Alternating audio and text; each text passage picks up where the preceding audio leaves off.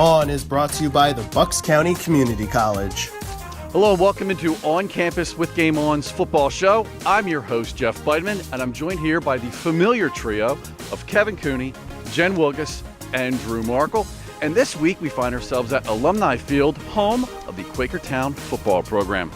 All right, Drew, 2 weeks ago, we found ourselves at Crawford Stadium at North Penn, and we were lauding what we thought was going to be an excellent upcoming season by North Penn. But here we are, 2 weeks later. The Knights are 0-2. They've given up 102 points in those two losses. What in the name of Dick Beck is going on here? Jeff, that's a good question.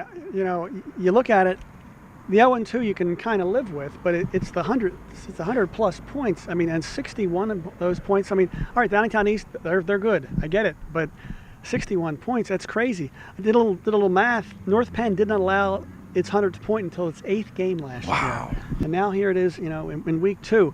Is their season over? No. Yeah, you guys were all over me you know, when I suggested that there might be some good games in the Continental Conference this year. Well, Jen, you're right. That CB South game is looking, at the end of the month, is looking kind of interesting at this point. point. That's a good thing. I was going to mention that, Jen. You just stole my thunder. We're not burying the Knights. No. But there might be some good games in that Continental Conference. Yeah, absolutely. I still say there won't, because I still think that North Penn, when they get back away from... Look, there's a little bit of a look at the opponent factor.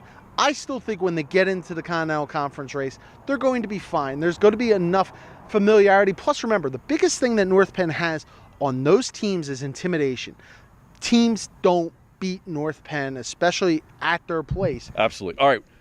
The opposite of 0-2, of course, is 2-0. You know, kind of stating the obvious again. But I take a look at that, and I see a lot of 2-0 teams out there. Jen, we have one 2-0 team. Happens to be the homestanding Panthers here.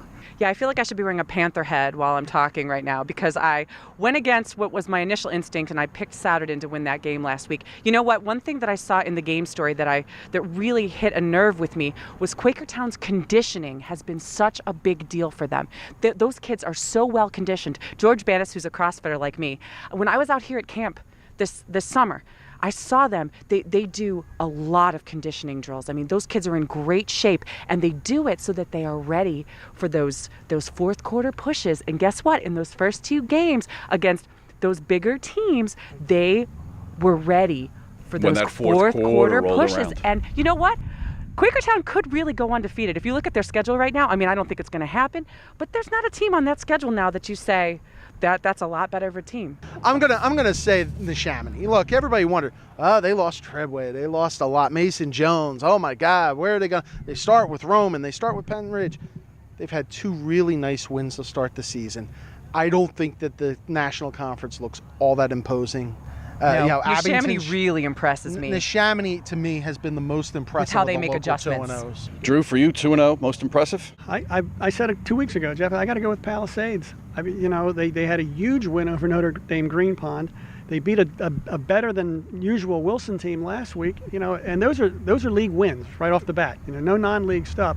They've come out and they've made a statement. You know, we all thought we'd be good, but you have to come out and do it.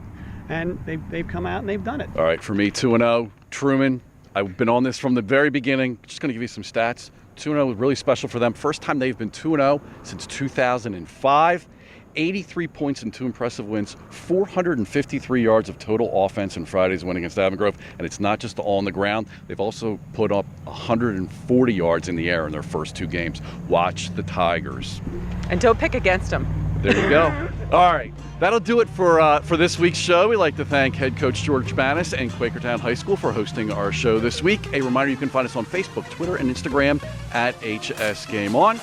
Thanks again for watching, and make sure to check out our Beat the Expert show tomorrow.